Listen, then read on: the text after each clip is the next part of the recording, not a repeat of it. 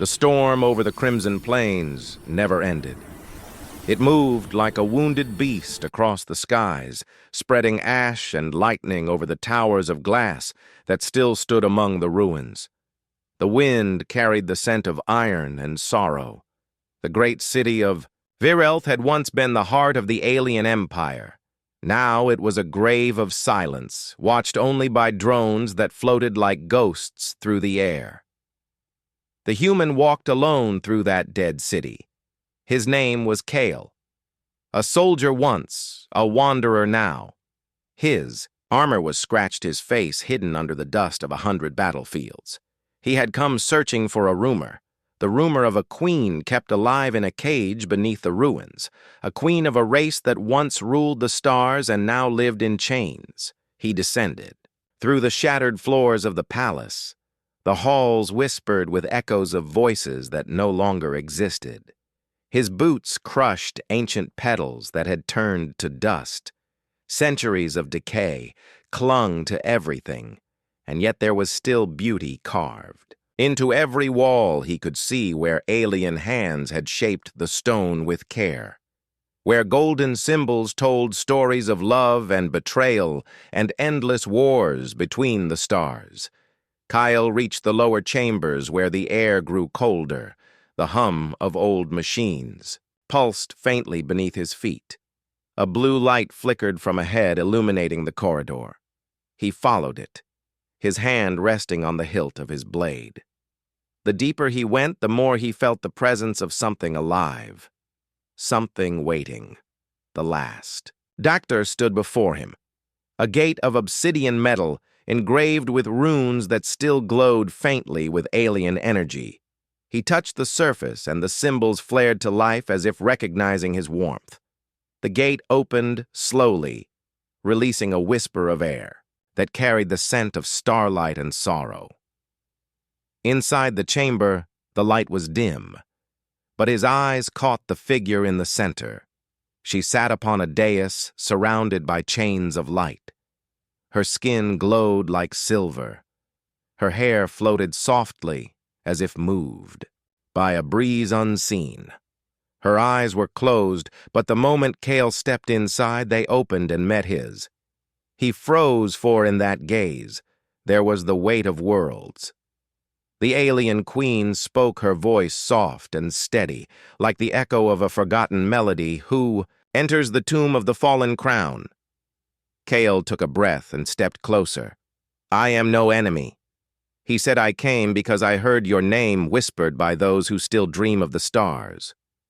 She studied him with a gaze that pierced through armor and memory. A human, she murmured. I did not believe your kind still walked this world. Some of us survive, he said, though I am not sure why. She smiled faintly. The faint smile of one who has seen too much survival is the cruelest mercy, she said. And then her eyes drifted to the chains around her wrists. These binders are old and strong. They were forged from the will of my own people. I cannot break them. Kyle circled the dais, studying the glowing chains. They pulsed faintly with alien energy, forming symbols that shifted like living fire. Each chain was connected to the walls to ancient machines that still hummed weakly. He could see pain in her expression every time the light flickered. Why did they cage you? He asked. Because I refused to let the stars burn, she said simply. They wanted war. I wanted peace. They called that betrayal.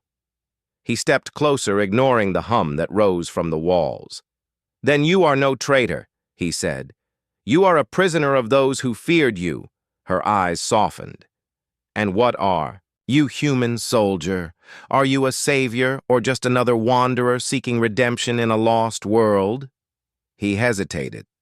Perhaps both, he said quietly. The chains reacted to his presence, glowing brighter, as if sensing his intent. The queen's gaze sharpened. You should not come closer.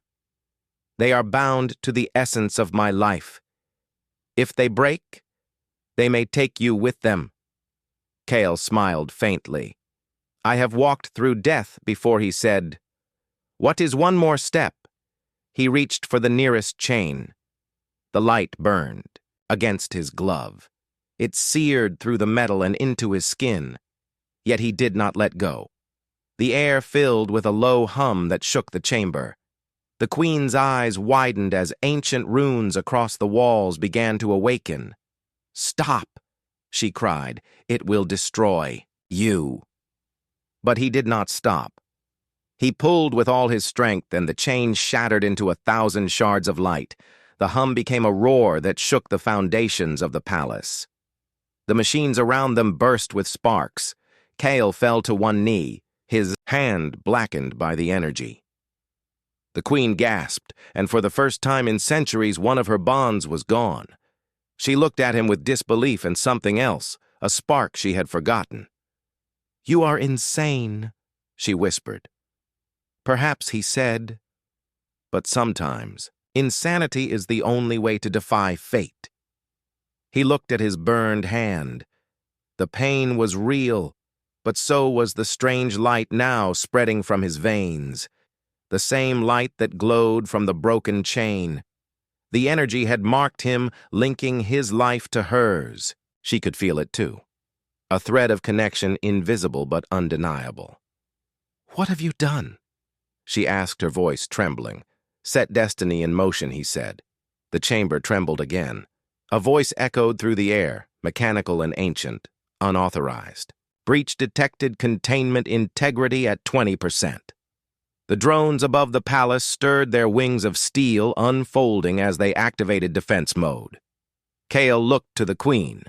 "They will come for us now." Her gaze was fierce and beautiful then. "We will meet them together." He drew his sword, its edge gleaming with alien light as the first of the drones burst through the doorway. The queen rose, though still bound by her remaining chains. Energy flared from her palms. She could not yet move freely, but her power had begun to return. Together they stood side by side, human and alien light and flesh, facing the storm that came to destroy them. The battle began. The drones poured in their metallic voices shrieking. The queen's power lashed out like lightning tearing through the air. Kyle moved like a shadow, striking with precision and fury. Each drone fell shattered by sword or by light. The chamber became a storm of fire and broken wings. Yet for every enemy they cut down, more came. The ancient defense network of the Empire had awakened fully. The queen's strength waned, the light around her flickering. Kale turned to her. "Tell me how to free the rest." She shook her head. "Each chain is bound to my heart. If you break them all, without balance it will kill me." He met her gaze. "Then tell me how to balance it." "You cannot," she said softly. "Only one who shares my life could endure it." He stepped forward, his eyes steady. "Then I will share it." Before she could stop him, he pressed his hand to the second chain. The same light surged again, filling the room with a blinding flare. Pain ripped through him, but he held on. The runes responded, merging his heartbeat with hers. The queen screamed not from pain, but from the shock of connection. The second chain broke, and a wave of energy flooded the air. The drones exploded one after another as if struck by invisible force. The palace above cracked open, letting the crimson storm pour in. Light poured from the dais, engulfing both of them. And when it faded, the chamber was silent again. Kyle collapsed, barely breathing. The queen knelt beside him, touching his chest, where the light still glowed. "Why would you do this?" she whispered. "Because no one deserves to live in chains," he murmured. She looked at him long and hard, and something ancient within her stirred. She placed her hand over his heart. "Then perhaps the chains of destiny are not as unbreakable as we believed." The walls around them rumbled again, signaling the approach of new enemies. The queen stood rising with renewed power. Though 2 chains still bound her arms, her strength was returning, and her eyes burned with determination. "You must rest," she said. "I will protect you now." He tried to stand, but his legs faltered. I'm not leaving you, he said. And I am not asking you to, she replied.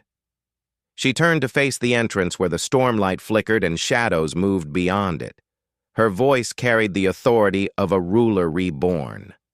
Let them come, she said. The Queen of Virelth still stands. The wind roared through the broken chamber as the next wave of drones descended.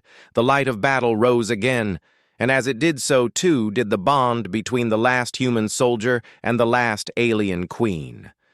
The air outside the shattered palace howled with endless fury. The storm tore across the horizon, casting rivers of red lightning over the ruins. The city of Virelth stirred once more, as if waking from a dream that had lasted 1,000 years. The machines that once served the Empire came alive again, their metallic forms crawling out from beneath the dust of ages. Drones patrols, war engines, sentinels, all rising at the signal of intrusion. Within the heart of the palace, the Queen stood amid, the wreckage, her chains gleaming like molten light. Kale lay at her feet, his breath shallow, his body trembling from the power that had fused into his blood. The second chain had marked him more deeply than the first. He could feel her heartbeat within his chest, and she could feel his. The link between them was more than energy now. It was soul. The Queen knelt beside him, placing her glowing hand over his wound. The light from her skin flowed into his veins, easing the pain, but not removing. "You have tied yourself to me," she whispered. "You carry the burden of my power and the shadow of my curse." Kale opened his eyes, slowly meeting hers. "I carry worse things," he said quietly. Then he tried to rise, but his strength failed. She looked toward the ceiling where red light poured through the cracks. The sound of engines thundered above. "The machines of my people have awakened," she said. "They will not rest until they destroy everything that threatens the cage." Kyle forced himself up, leaning on his sword. "Then we must reach the surface," he said. "We cannot fight them trapped here." The Queen hesitated. She looked at the remaining chains on her arms and the runes that pulsed with living flame. "If I move too far from this dais, the bindings will consume me," she said. "Then we will break another," he replied. Her eyes widened. "You will not survive another link of fusion. It will burn your heart. Then let it burn," he said firmly. "I would rather die breaking chains than live watching you suffer in them." The Queen felt something stir deep within her, something that had not awakened in centuries, a feeling she had long buried beneath duty and despair. She touched his face gently. The warmth of his skin shocked her more than any weapon could have. "You are a strange creature, human." "Kyle," she whispered. "You speak of sacrifice as if it were love." He smiled faintly. "Perhaps it is." Before she could answer, another tremor shook the ground. The walls cracked, the runes flickering wildly. The defense network had targeted the chamber itself. The machines outside were preparing to fire. Kale placed his hand on the third chain. The heat seared through his arm instantly, but he held firm. The Queen cried out, "Stop! You will destroy yourself!" But Kale did not listen. The light rose around them, spiraling through the air like golden fire. The runes across his armor melted into his skin, and his eyes burned with the same silver light as hers. The third chain shattered. The explosion tore through the floor, blasting a crater into the ancient stone. The Queen screamed his name as the wave of energy threw them both across the chamber. When the light faded, Kale lay motionless. Smoke rose from his body, but his chest still moved faintly. His heart and hers pulsed in the same rhythm. The chains around her arms now glowed weaker, their power almost gone. She could finally stand without agony. For the first time in centuries, she took a step beyond the dais. The sound of her foot touching the ground echoed like thunder through the ruins. She knelt beside him again, lifting his head gently. His eyes opened barely. "You did it," he whispered. Her tears fell silently, glowing like fragments of starlight. "Foolish human," she said. "You should have saved yourself." He smiled through the pain. "I did," he whispered. Above them, the ceiling cracked apart, and daylight poured in. Red and gold filled the chamber as the storm broke open, revealing the sky of a dying world. The queen looked upward with awe and grief. People once called that the Sea of Fire. She said every sunrise was a song to us. Now it feels like a wound. Cale tried to stand, and she helped him. He leaned on her arm, feeling the pulse of her strength. The link between them made every heartbeat echo in two bodies. They walked together toward the rising light. Outside the palace, the ruins trembled as titanic machines awakened. They were shaped like great serpents of steel, each one hundreds of meters long. Their bodies were covered in runes, and their eyes glowed with fire. They had been guardians once. Now they were executioners. The queen looked upon them with sorrow. "Those are the seraph guardians," she said. "They were sworn to protect me. Now they come to end what remains of my throne." Cale drew his sword. Its edge shimmered with the same alien light that marked his veins. "Then let us remind them who you are," he said. She raised her hands. The light around her body flared bright as the sun. The chains on her wrists pulsed and cracked further. Energy roared from her palms, striking the first guardian with a beam that tore through its armor. The machine fell screaming in metallic agony. The others turned their heads, releasing storms of plasma that scorched the ground. Kyle moved with impossible speed. The bond between them gave him strength beyond human limits. He leaped across the rubble, slashing at the mechanical beasts. His blade cut through armor that no weapon of man had ever pierced before. Each strike echoed with the pulse of her heart. Each motion carried the rhythm of destiny. The battle raged for what felt like eternity. The storm above twisted into spirals of light and thunder. The earth shook beneath their feet. When at last the final guardian fell, the city was silent again. Only the sound of wind and fire remained. The queen stood tall, though exhaustion crept through her limbs. Cale dropped to one knee, gasping for air. His armor glowed faintly with heat, and his sword trembled in his hand. She approached him, resting, her palm on his shoulder. "You are bound to me now," she said.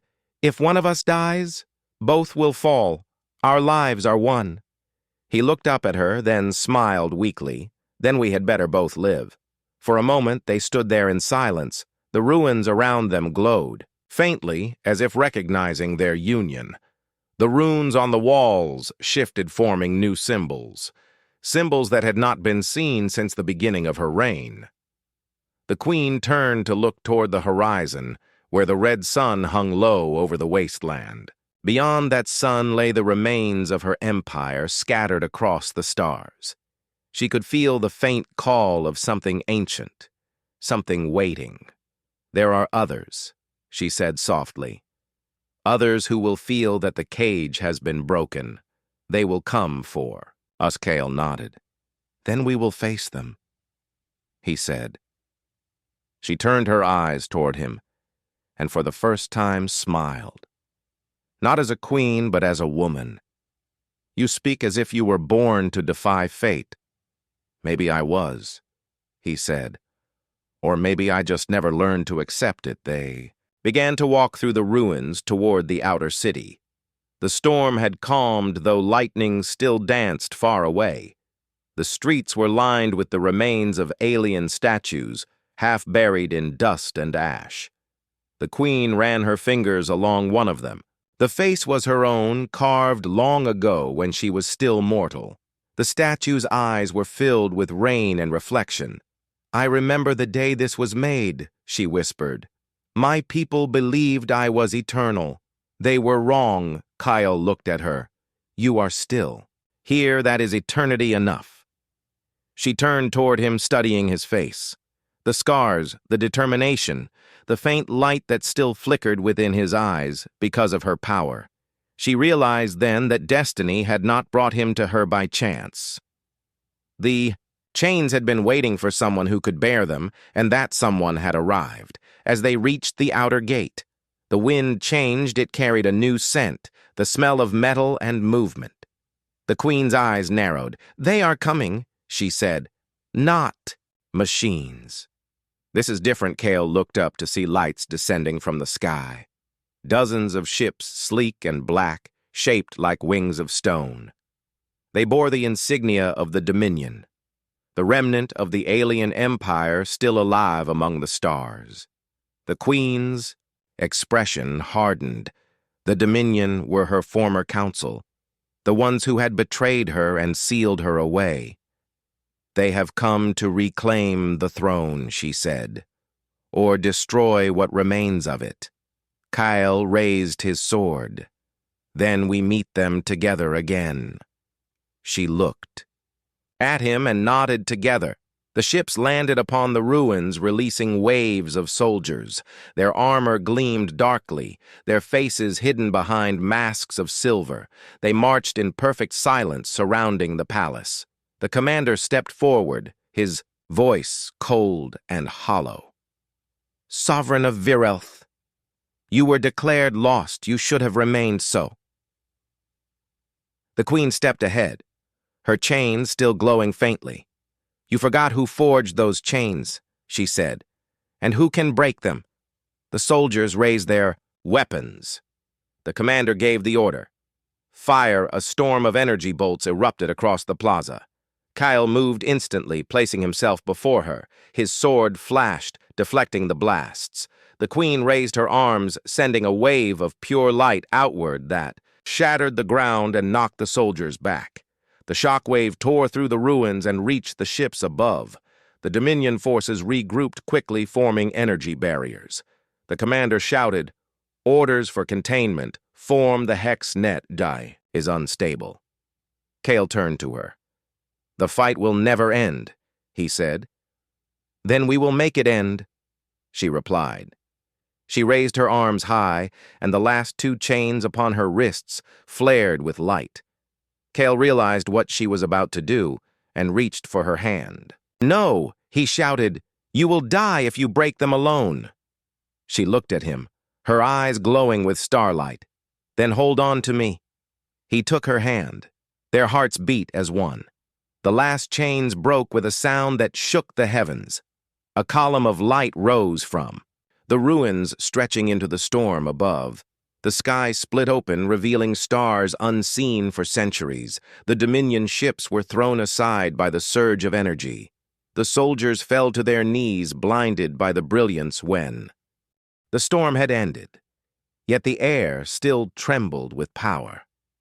The light that had burst from the ruins lingered above the city, forming spirals that reached for the heavens.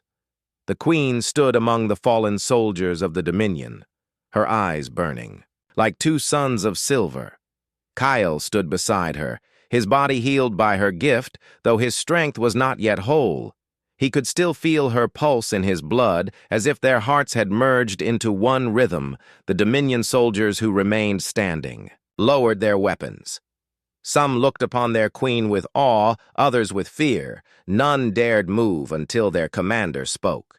His armor was scorched, his mask cracked, revealing eyes that once had sworn loyalty to her.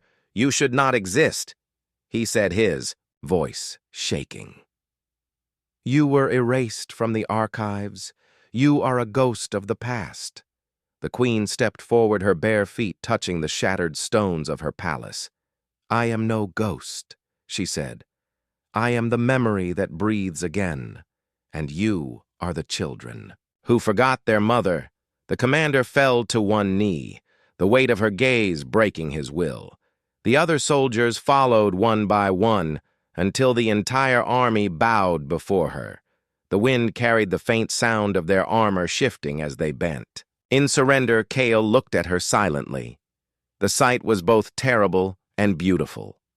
The power she radiated was vast, yet there was sorrow in it, like a song that longed for rest. She turned to him. They kneel. "But not all hearts will stay loyal," she said. "The Dominion Council will see this light across the stars. They will come with fleets and fire. Then we must prepare," he answered. She nodded slowly. "The temples still sleep beyond this world. They hold the fragments of the chains. Each one must awaken. If we are to stand against the council," Kale frowned slightly.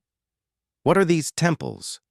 "They are the hearts of creation," she said, built, when my people still sang to the stars. They forged the chains of destiny, not to imprison, but to protect. When the will of the universe twisted, the chains turned against me, binding the power meant to guide the worlds, then breaking them freed more than you. "Yes," she said softly. "It freed the will of the stars themselves." She lifted her gaze to the sky. The light above began to shift, forming patterns like constellations reborn. Each pulse of light pointed toward a different horizon, toward the places where the temples slept. "We must travel," she said, "to awaken them before the Dominion does." Kyle sheathed his sword and nodded. "I will follow." The Queen smiled faintly. "Then let us walk together." They left the ruins of Virelth behind. The Dominion soldiers who survived followed at a distance, unsure whether they were guards or pilgrims. The storm clouds parted, revealing a road of glass that led across the wasteland. The road had once been a river of energy that connected the capital to the outer sanctums. It still hummed faintly beneath their feet. As they walked, the Queen spoke of what had been lost. Her voice carried the memory of centuries. She told Kale of the first light of the stars, the creation of her race, and the rise of the Dominion from the ashes of rebellion. She told him how she had tried to end the wars by offering peace, and how her own council had feared her vision of unity. They had sealed her in the cage, believing the empire would remain strong without her. Yet without the heart of their queen, the stars had grown silent, and the galaxies had turned cold. Kale listened without interruption. The more he heard, the more he understood that her pain was not only her own, but that of an entire creation. He realized that her chains had been forged by the pride of those who loved her and feared her strength. When night fell, they made camp upon the edge of a canyon. The ground shimmered with crystals that reflected the starlight above. The Queen sat upon a stone, gazing into the sky. The constellations shifted subtly, forming the image of a crown surrounded by flame. Kyle approached her quietly. "You still wear the weight of a world," he said. She looked at him, her eyes reflecting the stars. "It is not a crown I desire," she said. "It is balance. My people sought perfection in control. I sought it in harmony. Both paths led to ruin." He sat beside her. The silence between them was gentle, not empty. She turned to him, and for a moment her fingers brushed his hand. The connection between them pulsed again, soft and electric. "Do you fear me?" she asked. "No," he said. "I only fear losing you." She smiled then, not as a queen, but as a woman reborn. Their moment was broken by a tremor in the ground. The crystals around them flickered, and the air grew heavy. The Queen stood instantly. "The temple is near," she said. "It feels my presence." They moved toward the source of the vibration. A vast chasm opened before them. Within it stood a structure of impossible size. Its walls glowed with golden symbols, and its towers reached into the clouds. The temple of the first song. The Queen placed her hand on the air before them, and a bridge of light formed beneath their feet. They crossed into the heart of the temple, where an altar of crystal waited. The air vibrated with a low hum that grew louder as they approached. "This temple holds the memory of creation," she said. It will test us both. Kale stepped beside her. Whatever it demands, we face it together. The altar pulsed with light. The ground shifted. The world around them dissolved into pure energy. Suddenly, they stood in a field of stars where the constellations moved like living creatures. The queen gasped softly. "This is the memory of the beginning," she whispered. A voice filled the air. Not male nor female, but vast and timeless, child of light and child of flesh. "You have broken the chains. Will you bear their weight?" anew. Kale looked around but saw no form. Only the stars themselves seemed to speak. "What does it mean?" he asked. The queen answered. "It means the power must find new vessels." The stars swirled around them, forming two spirals of light, one around her, one around him. The energy sank into their bodies, filling them with warmth and pain. The light burned through their veins, engraving new runes upon their skin. Kyle clenched his fists, feeling the power surge through him, until it almost tore him apart. The queen's voice reached him. "Hold on," she said, "breathe with me." Their hearts synchronized. The pain faded into calm. The stars dimmed, and the voice spoke again. "So it shall be." The song of the broken stars is reborn. When the vision faded, they stood once more in the temple. The altar had turned into a pool of liquid light. The queen knelt beside it, touching its surface. The image within showed the next temple hidden beyond the sea of glass. She rose and looked at him. "The power we now share will call to others," she said. "The dominion will sense it. They will not rest until we are stopped. Then we will not rest either." Kyle replied. They left the temple before dawn. The light of the stars followed them, forming a trail in the sky. The Dominion ships that had survived their earlier battle now followed at distance, not as enemies but as witnesses drawn by awe days past as they crossed the plains of glass. The world changed around them from red deserts to forests of black crystal. Each step brought new memories from the queen's past that surfaced like dreams. She remembered the faces of her old council, the songs of her people, the laughter of her childhood. She realized that Kale's presence was pulling her back into life. One night, as they rested near a waterfall of molten light, Kyle asked her, "Do you ever wish you had not been found?" She looked into the glowing river and shook her head. "If I had not been found, I would still be dreaming," she said. "And dreams are not enough anymore." He watched her quietly. She seemed at once powerful and fragile, eternal and human. The air between them shimmered faintly, as if the universe itself held its breath. The next morning, they reached the shore of the sea, of glass. The water was not water at all, but liquid light, stretching to the horizon. The queen stepped forward, and the surface solidified beneath her feet, forming a path. "This sea remembers me," she said. "I once crossed it, at the dawn of my reign, when it still sang my name." Kyle followed her. Each step echoed with faint notes of music. The sound grew louder until it became a melody that filled the air. The sea was singing. Then shadows rose from beneath the light, figures shaped like dark mirrors of themselves. Each carried the face of the queen and the voice of her doubt. "You are not worthy," the shadows said. "You failed your people. You led them to ruin." Kale drew his sword. The queen raised her hand, but the shadows did not attack. They only circled, whispering their words like knives. "Ignore them," Kale said. "They are illusions." "They are more than illusions," she replied. "They are truth twisted by regret." She closed her eyes and sang.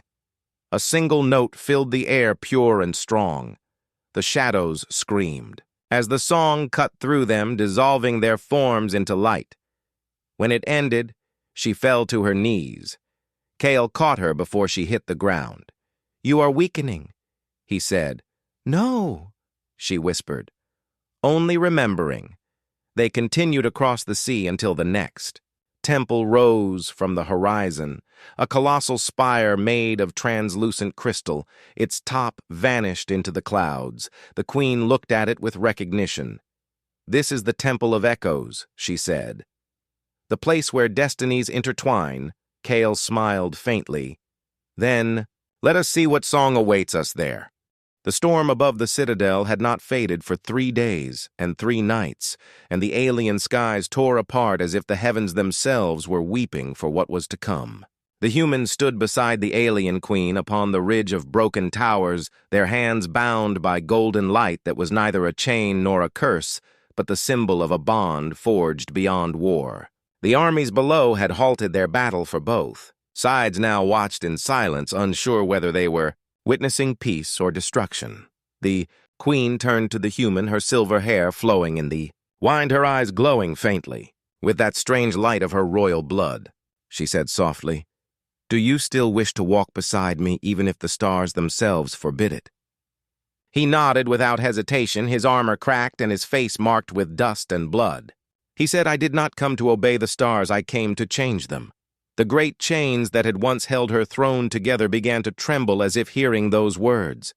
They had been forged by the ancients to bind her power to the laws of her world, but now those laws began to unravel. The queen raised her hand, and the golden seal across the heavens split in two. The air filled with shimmering light, and the cry of something ancient and beautiful echoed through every mind in the city. The people fell to their knees, for they saw their queen not as a ruler nor as a god, but as a woman who had been caged and now was free. The human took a step forward, though the ground shook beneath him. The generals of both sides approached uncertain of what to do. One alien general knelt and said, "My queen, what are your orders?" She looked upon them and said, "No more orders, no more war. Let the chains fall. Let the people speak for themselves." The general lowered his head, for in her eyes he saw something greater than command. He saw truth. But as the chains broke, the void beneath the citadel opened, and from it came the great machine, the one built by the ancients to guard their will. It rose like a mountain, its body made of dark glass and fire. It spoke with the voice of countless stars, saying, "The chains cannot break, for the law is eternal." The queen trembled, but the human stepped before her, raising the blade she had once forged for him from the heart of her world. He said, "Then let the law witness my defiance."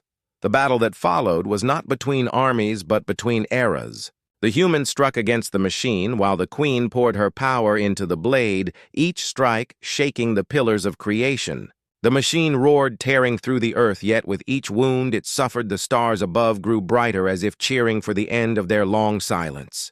The human fell, once his body nearly broken, but the queen caught him, her tears shining like molten light. She whispered, "You are mortal, you cannot fight forever." He answered, "I only need one moment to end forever."